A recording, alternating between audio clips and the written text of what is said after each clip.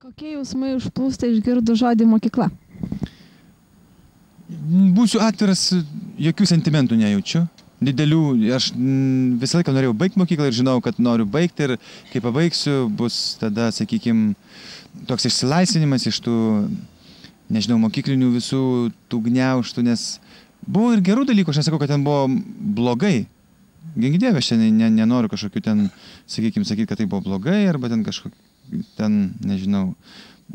Bet aš nenorėjau, aš norėjau kuo greičiau baigti mokyklą, man norės išsivaduoti iš to, nes, nežinau, gal mano tokia natūra, pakankamai laisvai kažkaip reikšti save, elgtis, galbūt ne visuomet tai yra ir gerai, aš taip galvoju, bet mokykla labai taip bandydavo suvaržyti, suspausti kažkokius rėmus, o šiaip kaip tik, matyt, mano vidus visas jautė, kad noris išsilaisvinti iš tos priespaudos. Koks buvote mokykloje? Įdomu būtų paklaus, galbūt pačių mokytojų arba tenai draugų, bet manau, kad pakankamai toks pašėlęs, galbūt net ir kartais drastiškai pašėlęs, nes kranų laužimas, manau, toks ganėtinai drastiškas elgesys arba ten kokie kitokie dalykai, kur nors kas nors sudužė ar dar kas nors. Tai, nežinau, gyvas žmogus buvo mokyklai, o mokykla vis tiek reikalauja disciplinos ir tai yra normalu, nes jeigu ten visi pradėtų viską laužyti arba daužyti, kas ten būtų. Ar turėjote pravardę mokyklai? Ne, neturėjau pravardės niekada. Tik tai dabar, kai atvažiavau į Vilnių jau, kiek aš čia dabar jau Vilnių, gal 11 ar čia 12 metai, tai draugai tiesiog vadina arba Bružu, arba Bružas, arba Bruželis, bet pravardės jokios neturėjau niekada. Kokiu keliu pasukote iš mokyklos? Kokiu keliu autostrados tiesiai, kad kuo greičiau kažkur link kitur, kas nesusijęs su mokykla.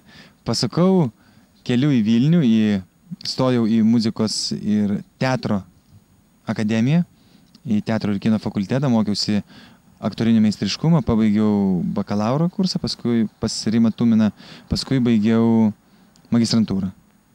Ar teko gyventi bendrabutyje? Oi, teko gyventi bendrabutyje, kol manęs neišmetė iš bendrabučio.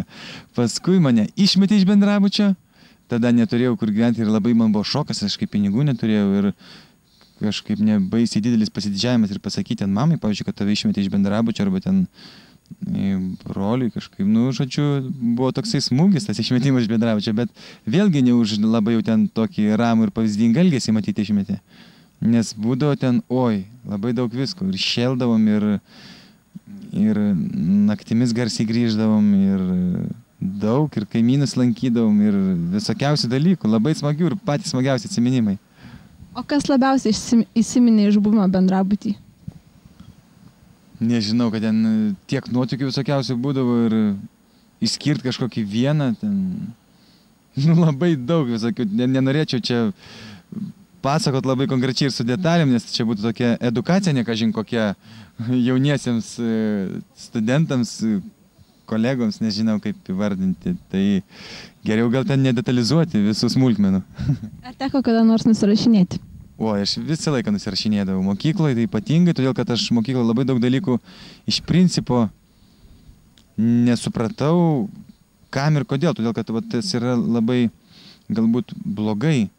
Gal ne visose mokyklose, žinoma, bet ir ten, kur aš mokiausi mano mokykloje, ne visose disciplinuose tai buvo, bet daugelį disciplinų tiesiog yra toksai sausas kalimas, kaip chemija, kokia ten fizika ir tu nesupranti. Tau turi išaiškinti pirmiausia tai prasme ir kodėl ir kam, o ne tai, kad, reikia. Tai daug dalykų tiesiog sausai ir turėdavai mokytis, o tas sausas mokymas jis toks neįdomus ir tada nusirašinėjau, kas ten, nesuki savo galvos. Kaip nusirašinėdavot? Įvairiausiai, ten, nežinau, visi būdai, kurie tik tai buvo žinomi tuo metu, visi būdavo išnaudoti ir ant pieštukų užsirašinėjimas ir ant špargalkų ir klenčinimas, kad kiti kažką pasakytų tenai. Kažkaip labai ramiai tai žiūrėdavau ir visiškai nesikuklindavau.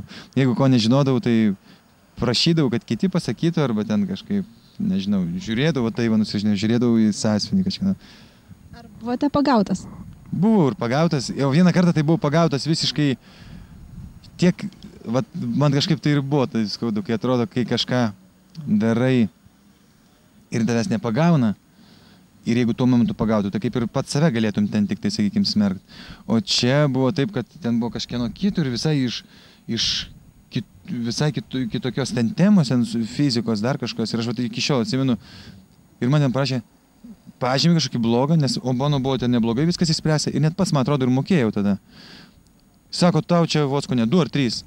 Už ką ten aš visiškai nesvarbu. Sako, aš čia pamačiau ant stalo, čia buvo. Sakau, pasižiūrėkite tenai, kad, sakau, ne to, sakau, ten formulės ten surašytos, dar kažką. Ne, čia kažką nesvarbu. Tai va kažkaip buvo ir visai taip. Bet labai nepykau, nes pakankamai buvau nemažai nusirašęs. Tai vieną kartą tai čia gali ir kompensuoti. Toks dalykas. Koks būtų jūsų patarimas 12-okam, kaip pasirinkti specialybę teisingai? Aš tai galvoju, kad reikia daryti tai, į ką tave traukia, ką tu norisi daryti. Absoliučiai negalvot naudinga, tai nenaudinga, pelninga, nepelninga, bet aišku, manau, kad ir dar 12 klasėje gal irgi ne visi žino, ko nori, ir aš gal pats iki galo ten tiksliai nežinau konkrečiai, ko aš ten noriu. Aš iki 3 kokio kurso net nesupratau, ką mokausi ir akademijai aktoriniam. Kažkai daug dalykų tokie man buvo neaiškus irgi, nežinau. Matyt, gal tada ne mokyklos problema, o mano čia buvo. Galėtume padaryti tokią išvadą. Bet reikia daryti tai, ką nori, nes niekad gyvenime darydamas tai, ką galbūt protas tave veda, tai tu niekad nebūsi laimingas ir niekad nejausi tas satisfakcijos, nes ne visi yra milijonieriai, ne visi yra menininkai, ne visi yra kasininkai, yra skirtingi žmonės ir kiekviena mūsų natūra traukia tam tikri dalykai ir reikia tai daryti. Kodėl Japonijoje, pavyzdžiui, sakykime, labai greitai tėvai, mato, į ką linkęs vaikas, labai greitai jį tiesiog kreipia tą linkme. Todėl jų pasiekimas ir tas mokslinis tobulėjimas yra labai efektyvus.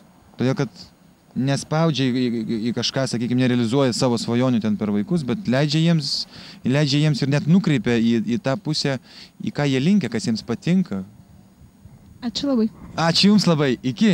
Šėlkit, durniuokit, jeigu išmet iš bendrabučių, darykit, ką norit, nes žinoma, tik nežalokit savęs ir kitus gerbkit ir mylėkit, nereikia perlenkti lazdos, bet gyvenime manau, kad reikia daug ką daryti ir drąsiai, tik žinoma, niekada nereikia lipti per kitų galvas, reikia gerbti kitus.